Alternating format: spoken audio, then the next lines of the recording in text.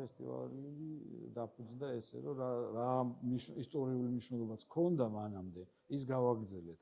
ეს იყო ძალიან ბევრი ადამიანის, ძალიან სხვადასხვა ერის, სხვადასხვა ნაციონალობის ადამიანის შეყრის ადგილი, თავმოყრის ადგილი და კულტურული ცენტრი იყო ერთგვარი.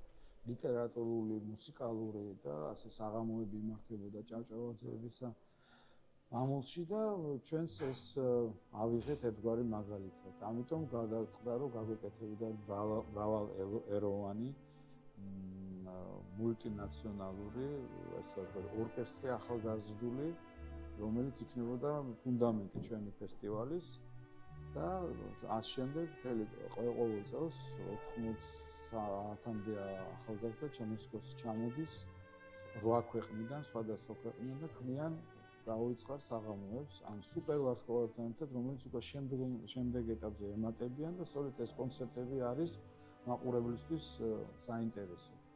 ამას დაემატა ბევრი გამოხმაურება, ის სიყვარული, რომელიც დავინახეთ მუსიკოსებისგან, იმიტომ რომ ჩამოდიოდნენ აღფრთოვანებულები არიან აქ ყოფილი.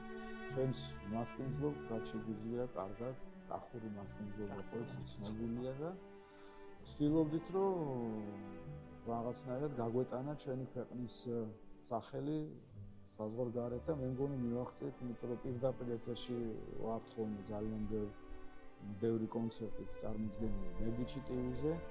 ეს არის ყველაზე დიდი კლასიკური მუსიკის პლატფორმა, სადაც შეუძლია მთელ მსოფლიოს მოусმინოს აი აქ რაც ხდება.